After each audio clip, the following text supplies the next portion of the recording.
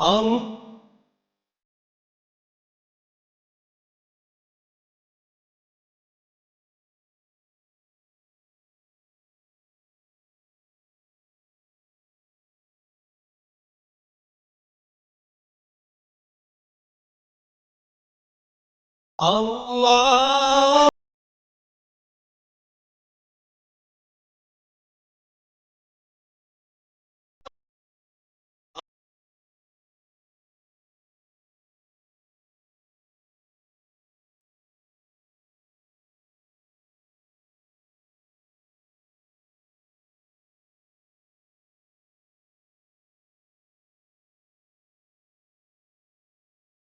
আসসালামু আলাইকুম ওরহমতুল্লাহি ওবরাকাতুহ বিসমিল্লাহ আলহামদুলিল্লাহ ওয়াসসালাতু ওয়াসসালামু আলা রাসূলিল্লাহ ওয়া বা'দ।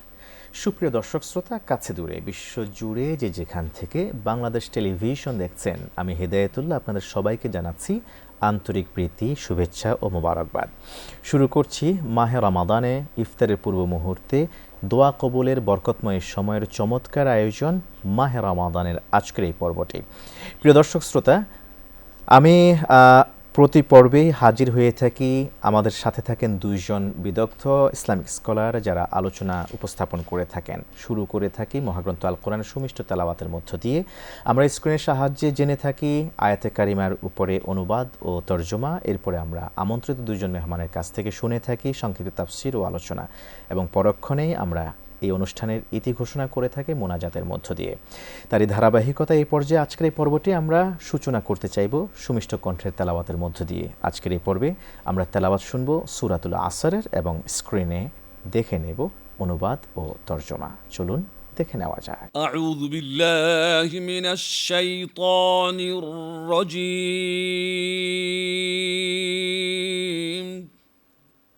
বিসমিল্লাহির রহমানির রহিম।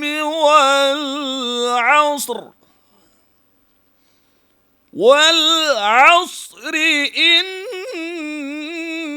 ইন্নাল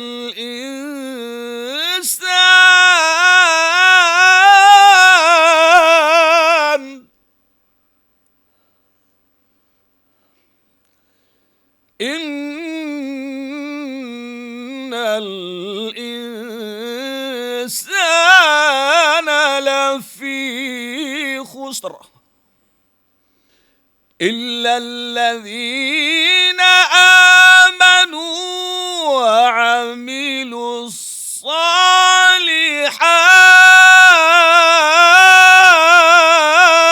الصالحات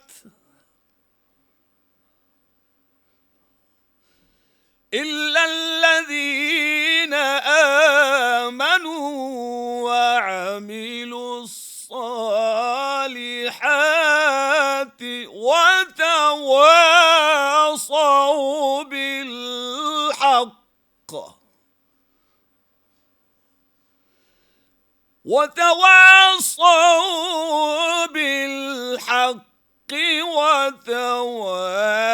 وتواصوا بالصبر إلا الذين آمنوا وعملوا الصالحات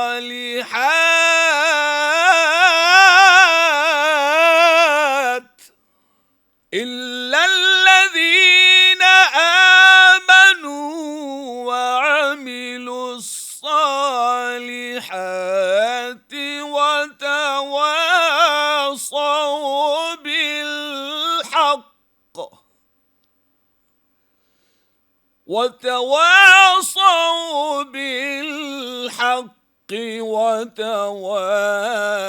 وتواصوا بالصبر. صدق الله العلي العظيم.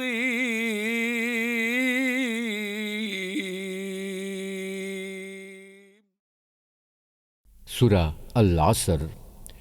কালের শপথ, নিশ্চয়ই মানুষ ক্ষতির মধ্যে রয়েছে, তবে তারা নয় যারা ঈমান আনে, সৎকর্ম করে, পরস্পরকে সত্যের উপদেশ দেয় এবং ধৈর্যের উপদেশ দেয়। আলহামদুলিল্লাহ, এতক্ষণ পর্যন্ত আমরা মহাগ্রন্থ আল কোরআনে সূরাতুল আসরের তেলাওয়াত শুনলাম এবং পাশাপাশি দেখলাম অনুবাদ ও তরজমা। এবার আমরা হাজির হয়েছি প্রিয় দর্শক শ্রোতা জানান দেওয়ার জন্য সংক্ষিপ্ত তাফসির ও আলোচনা। সংক্ষিপ্ত তাফসির ও আলোচনার এই পর্বে অংশ নেবেন দুজন বিদগ্ধ ইসলামিক স্কলার। আমরা পরিচয় করিয়ে দিচ্ছি, আমাদের সাথে শুরুতেই রয়েছেন ঢাকা কলেজের ইসলামিক স্টাডিজ বিভাগের বিভাগীয় প্রধান প্রফেসর মাওলানা মুহাম্মদ আব্দুল মান্নান হাফিজাহুল্লাহ। আসসালামু আলাইকুম ওয়া রাহমাতুল্লাহ। সম্মানিত দর্শকবৃন্দ, আমাদের সাথে আরও একজন অতিথি আছেন ঢাকা আনোয়ারা কলেজের সম্মানিত সহকারী অধ্যাপক ফদিলাতুল শেখ মাওলানা আব্দুর রাজ্জাক হাফিজাহুল্লাহ। আসসালামু আলাইকুম ওয়া রাহমাতুল্লাহি ওয়া বারাকাতুহু। ওয়া আলাইকুম আসসালাম ওয়া রাহমাতুল্লাহি ওয়া বারাকাতুহু। আপনাকেও সুস্বাগতম জানাচ্ছি। আপনাকেও ধন্যবাদ।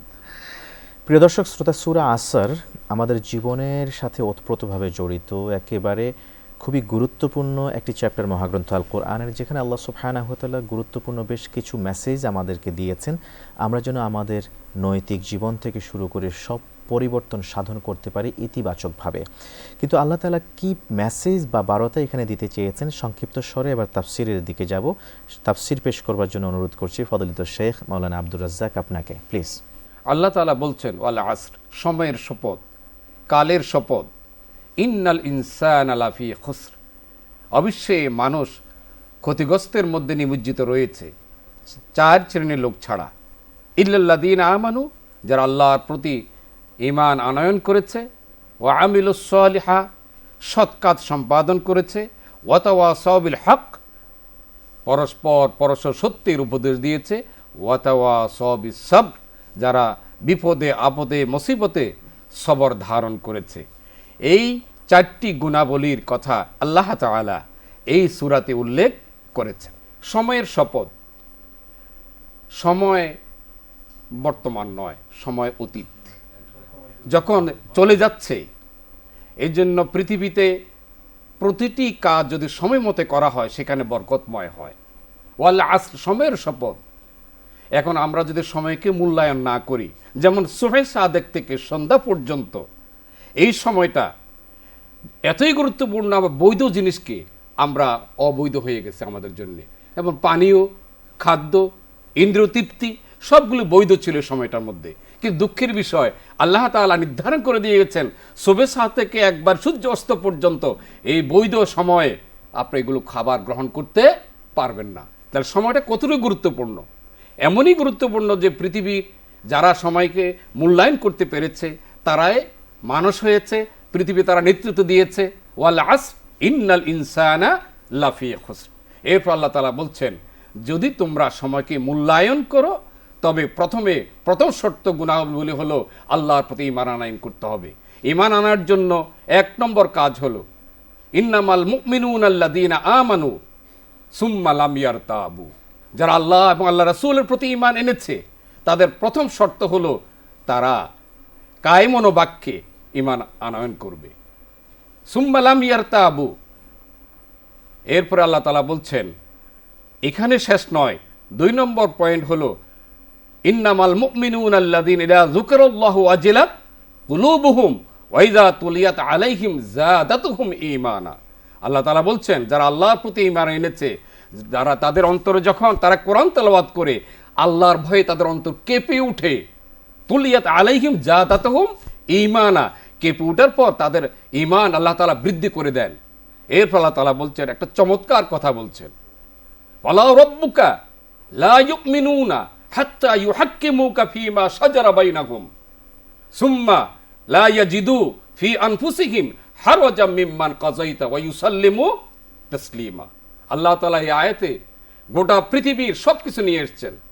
আল্লাহর শপথ করে বলছি, ওয়ালা রাব্বুকা লা ইউমিনুন, তারা কখনো মুমিন হবে না, হাত্তা ইউহাক্কিমুকা ফীমা শাজারা বাইনাহুম, সকল পরামর্শে সকল বিরোধে যে পর্যন্ত আল্লাহকে তারা ফয়সালাকারী না মেনে নিবে সেই পর্যন্ত তারা কখনো পূর্ণ ঈমানদার হতে পারবে না। আজকের এই পৃথিবীতে আমরা আল্লাহকে পূর্ণ ফয়সালাকারী হিসেবে মেনে নিতে পারছি না, যার কারণে এই আয়াতের দৃষ্টিতে আমরা কোন পর্যায়ে আছি একটু ভেবে দেখা দরকার। এরপরে ঈমানদারদেরকে আল্লাহ তাআলা লক্ষ্য করে আরো বলছেন, হুব্বুল আসাদ্দু হুব্বান লিল্লাহ তোমরা শক্তভাবে আল্লাহকে মহব্বত করো। আজকে এই কাজটিও আমাদের নেই। হাদিস শরীফে রাসূল সাল্লাল্লাহু আলাইহি ওয়াসাল্লাম বলছেন, লা ইউমিনু আহাদুকুম হাত্তা আকুনা হাব্বা ইলাইহি মিন ওয়ালিদিহি ওয়া ওয়ালাদিহি ওয়ান নাস আজমাইন। তোমরা কখনো পূর্ণ ঈমানদার হতে পারবে না যে পর্যন্ত না তোমাদের পিতামাতা, সন্তান, সন্ততি সকল কিছুর চাইতে আল্লাহ রাসূলকে বেশি ভালো না বাসবে। রমজানের এই সময় এই কোরআন নাজিলের মাস, এই কোরআন নাজিলের মাসে আল্লাহ তাআলা কোরআনের কারণে এই রমজানের সকল বরকতময় হয়েছে। শাহরা বারাকা, শাহরুন মুবারাকুন, শাহরুন বারাকাতুন, শুধু এই বরকতময় হয়েছে কোরআনের কারণে। কোরআন যদি এই মাসে নাজিল না হতো তাহলে মাহে রমজান এত বারাকা হতো না। জি, অনেক চমৎকার করে আপনি বলছিলেন সূরা আসরের সংক্ষিপ্ত তাফসিরে, জাযাকুমুল্লাহ খায়রান। প্রিয় দর্শক শ্রোতা, আমরা সময়ের গুরুত্ব নিয়ে এতক্ষণ পর্যন্ত আলোচনা শুনছিলাম আমাদের আমন্ত্রিত মেহমানের কাছ থেকে। কোনো একজন মনীষী বলেছিলেন, সময় 3টি দিনের সমষ্টি মাত্র। একটি দিন অলরেডি চলে গেছে, যা জীবনে আর কখনো ফিরে আসবে না। একটি দিন আগামীকাল আসবে, সেটি আদৌ আমার ভাগ্যে বা নসিবে জুটবে কিনা তারও কোনো গ্যারান্টি নাই। আর আজকের এই একটি দিনই হলো সত্য দিন, যে দিনে আমি এখনও বেঁচে আছি, তো এরপরে যে একটি সেকেন্ড আমি বেঁচে থাকবো তারও কোনো গ্যারান্টি নেই। অতএব সময়কে আমরা সর্বোচ্চ গুরুত্ব দেই, প্রতিটি মুহূর্তকে আমরা জীবনের শেষ সময়ে কল্পনা করি, জ্ঞান করি, তবেই তো ইনশাআল্লাহ তাআলা আমাদের এই পৃথিবীর জীবন হবে সুন্দর, পরকাল হবে মঙ্গলময়। আল্লাহ তাআলা আমাদেরকে সময়কে পরিপূর্ণভাবে মেনে চলার গুরুত্ব দিয়ে আমাদেরকে ঈমানের বলে বলিয়ান হওয়ার তৌফিক দান করুন। আমাদের পরস্পরের নেক আমলের মাত্রা আল্লাহ তাআলা বাড়িয়ে দিন এবং পরস্পরের জন্য সহযোগী হয়ে উঠি, কল্যাণের ক্ষেত্রে, অকল্যাণের পথে অসহযোগী হয়ে উঠি। আমরা সত্যের উপদেশ দেই, আমরা পরস্পরকে সবর ইখতিয়ারের উপদেশ দেই। আল্লাহ তাআলা আমাদের তৌফিক দান করুন। আমরা এই পর্যায়ে যাব মূল আলোচনায়। প্রিয় দর্শক শ্রোতা, আপনারা দেখছেন মাহে রমাদান। আজ মাহে রমাদানের একেবারে মিড পয়েন্ট, 15তম দিবসে এসে আমরা উপনীত হয়েছি। এখন আমরা হিসাব কষবো ইনশাআল্লাহ তাআলা, আসলে আমরা মুক্তি পেতে পেরেছি কিনা আল্লাহ তাআলার কাছ থেকে। এই পর্যায়ে আমরা যাব সূরা আসরের আলোকে চরিত্র গঠনের মাস মাহে রমাদান শীর্ষক আলোচনায়। আমাদের আজকের আমন্ত্রিত মেহমানের কাছে মুহতারাম প্রফেসর মোহাম্মদ আব্দুল মান্নান, আপনার কাছে আসতে চাইব। আমরা কিভাবে সূরা আসরকে কাজে লাগিয়ে আমরা আসলে একজন নৈতিক এবং চরিত্রবান মানুষে পরিণত হতে পারি, এই বিষয়ে যদি আপনি সংক্ষেপে তুলে ধরতেন। চরিত্র এই কথাটি আমার কাছে একটি সংজ্ঞার দিকে নিয়ে যেতে হয়। প্রথমে যে চরিত্র মানে কি, আচার আচরণ, নীতিমালা, জীবনে চলবার ক্ষেত্রে যে বিভিন্ন রকমের পথ, এটি হচ্ছে চরিত্র। এই সময়টাকে যদি আমরা কাজে লাগাতে পারি তাহলে আমরা আসলে চরিত্রের দিক থেকে চলে যেতে পারি। চরিত্র আমাদের ভালো হয়ে যেতে পারে, আচরণগুলো ভালো হয়ে যেতে পারে। এখন এই আচরণের জন্য আরেকটি জিনিস আমাদের দরকার হয়। আমরা তো অনেক সময় নিজেরা যখন কাজ করতে যাই তখন আমাদেরকে মনে হয় যে I will use my intellect, then I will decide what to do, what not to do, এরকম মনে করি। কিন্তু আল্লাহ রাব্বুল আলামিন আমাদেরকে বললেন যে তুমি যে তোমার ইন্টেলেক্ট বুদ্ধি, তোমার কিন্তু বুদ্ধি নাই।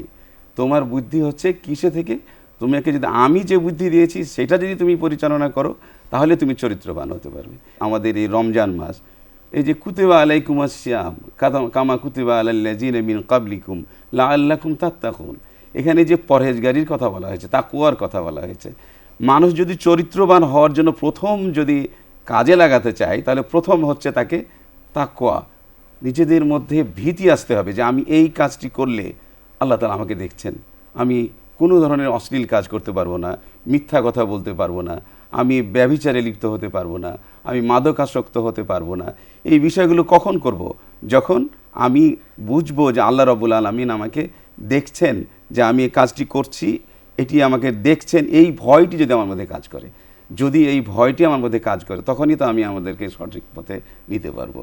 এইভাবে যদি আমরা চিন্তা করি তাহলে এই রমজান মাসেই প্রথমেই যে রমজান যে আমরা রোজা রাখলাম, রোজা রাখার পরেই সকালে উঠেই হাদিসের মধ্যে আছে যখন তাকে সে বলবে যে আমি কোনো খারাপ কাজে যাব না, অশ্লীল কাজে করব না, অশ্লীল কাজে যোগ দিব না, কেউ যদি তার সাথে কোনো কারণে খারাপ আচরণ করতে চায়, গালাগালি করতে চায়, তখন সে বলবে যে আনা সায়েমুন আনা সায়েমুন আনা সায়েমুন, মানে আমি কোনোভাবেই তোমার সাথে এই খারাপ কাজে বা অশ্লীল কাজে যেতে চাচ্ছি না, তোমার সাথে আমি কোনোভাবেই তোমার সাথে আমি এরকম বিতর্কে যেতে চাচ্ছি না, আমি ভালো হতে চাই, আমি রোজাদার, আমি রোজাদার, এইভাবে বলে খুব সুন্দর করে আপনি সূরা আসরের আলোকে চরিত্র গঠনের মাস রমজানের উপরে আলোচনা রেখেছেন। জাযাকুমুল্লাহ খায়রান।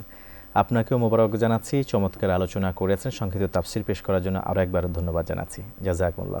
আমরা এখান থেকে যা কিছু শিখেছি তা হচ্ছে চরিত্র হলো আমাদের মূল বিষয়বস্তু এবং সবচেয়ে ভারী আমল হাসরের ময়দানে মিজানের পাল্লায়। এর চেয়ে ভারী কোনো আমল আর হতে পারে না, এমনটাই বিশ্বনবী সাল্লাল্লাহু আলাইহি ওয়াসাল্লাম আমাদেরকে জানিয়েছেন। আর যখন মানুষের চরিত্র বিবর্জিত হয়, চরিত্র থেকে দূরে সরে যায়, when character is lost everything is lost, চরিত্র শেষ তো সব কিছুই শেষ, আর এই মানুষটার কিছুই অবশিষ্ট থাকে না। তো আসুন না আমরা চরিত্র গঠন করি, সূরা আসরের আলোকে আমরা প্রকৃত ইমানদার হই, সৎ আমল করি, যে আমলের কথা আল্লাহ তাআলা কোরআনের রন্ধ্রে রন্ধ্রে বিশ্বনবীর আমলের মাধ্যমে জীবনাদর্শন দিয়ে আমাদেরকে শিখিয়ে গেছেন। আমরা পরস্পরের জন্য কল্যাণকামী হই, পরস্পরকে আমরা ইনশাআল্লাহ তাআলা একসাথে জান্নাতে নিয়ে যাওয়ার জন্য উইন উইন একটা সিচুয়েশন তৈরি করি, তবেই তো এই রমজান আমাদের জন্য অর্থবহ হবে। আল্লাহ তাআলা আমাদের সবাইকে তৌফিক দান করুন এই রমজান অনুযায়ী আমল করবার জন্য। জাযাকুমুল্লাহ খাইরান। প্রিয় দর্শক শ্রোতা, যারা এতক্ষণ পর্যন্ত মাহে রমাদান দেখছিলেন, এবং ধন্যবাদ জানাচ্ছি আমাদের দুইজন সহ আলোচককে, জাযাকুমুল্লাহ খাইরান। প্রিয় দর্শক শ্রোতা, আমরা মাহে রমাদান আজকে এখানে শেষ করছি, তবে যাওয়ার আগে ইফতারের পূর্ব মুহূর্তের সময়ে আপনারা জানেন রমজানের অলরেডি এক এক করে 15টি দিবস আজকের দিন সহ বিদায় নিতে চলল। আমাদের অর্জন কতটুকু? রমজান তো এসেছিল আমাদেরকে পুত পবিত্র করতে, মাগফিরাত আল্লাহ তাআলার মাগফিরাতের পেয়ে ধন্য হতে। আল্লাহ তাআলা রাসূল সাল্লাল্লাহু আলাইহি ওয়াসাল্লাম বললেন, যদি আমরা মাগফিরাত না পাই রমজান মাসে, তাহলে আমাদের নাক ধুলায় ধূসরিত হোক, ধ্বংস হয়ে যাক।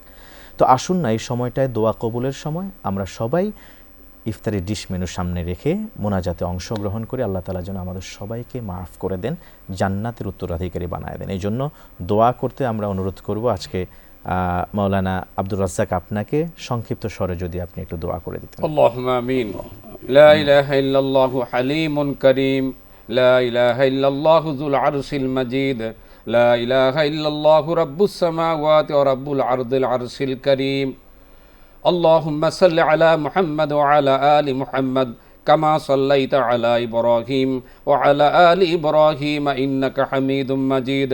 اللهم بارك على محمد وعلى آل محمد كما باركت على إبراهيم وعلى آل إبراهيم إنك حميد مجيد.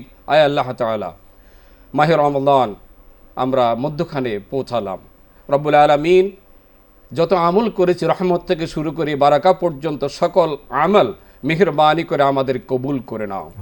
রব্বুল আলামিন, তুমি ওয়াদা করেছো, তোমার কোরআন নাজিল হয়েছে এই মাসে, এই কোরআনকে আমাদেরকে দৃঢ়ভাবে আঁকড়ে ধরার তৌফিক দান করে দাও। রব্বুল আলামিন, আমাদের পিতামাতা আত্মীয় স্বজন যারা দুনিয়া থেকে চলে গেছেন, রব্বির হামহুমা কামা রব্বায়ানি সগীরা, রব্বির হামহুমা কামা রব্বায়ানি সগীরা। আল্লাহ, তুমি তাদের সকলকে মাফ করে দাও। রব্বুল আলামিন, আয় আল্লাহ তাআলা, রমজান মাস রহমতের মাস, বারাকার মাস, মুক্তির মাস, তুমি এই মাসে যদি আমাদেরকে মুক্তি না দাও, আমাদেরকে ক্ষমা না করো, দ্বিতীয় কোনো রব নাই তার কাছে আমরা ক্ষমা চাইব। আল্লাহ, তুমি আমাদেরকে ক্ষমা করে দাও। আল্লাহুম্মা ইন্নাকা আফুগুন তুহিব্বুল আফওয়া ফাআফু আন্না ইয়া কারীম। লা ইলাহা ইল্লাল্লাহু মুহাম্মাদুর রাসূলুল্লাহ, লা ইলাহা ইল্লাল্লাহু হালিমুন কারীম, লা ইলাহা ইল্লাল্লাহু যুল আরশিল মাজিদ, লা ইলাহা ইল্লাল্লাহু ওয়াহদাহু লা শারীকা লাহু, লাহুল মুলক ওয়া লাহুল হামদ ওয়া হুয়া আলা কুল্লি শাইইন কাদির। আল্লাহুম্মা সাল্লি আলা মুহাম্মাদ ওয়া আলা আলি মুহাম্মাদ কামা সাল্লাইতা আলা ইব্রাহিম ওয়া আলা আলি ইব্রাহিম ইন্নাকা হামিদুম মাজিদ। সুবহানা রাব্বিকা রাব্বিল ইজ্জাতি আম্মা ইয়াসিফুন ওয়া সালামুন আলাল মুরসালিন ওয়ালহামদুলিল্লাহি রাব্বিল আলামিন।